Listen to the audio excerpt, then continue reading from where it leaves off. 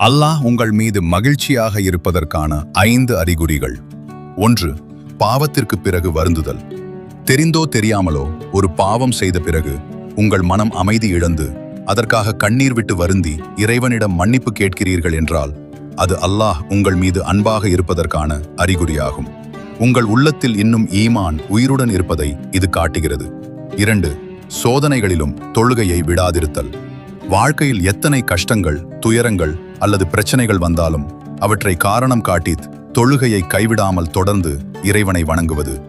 சோதனையான நேரத்திலும் நீங்கள் அல்லாஹ்வையே நாடுகிறீர்கள் என்றால் அவன் உங்களை அவன் பக்கம் நெருக்கமாக்குகிறான்.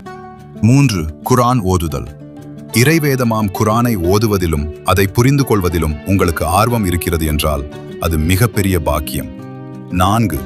சோதனைகளில் தளராத மன உறுதி.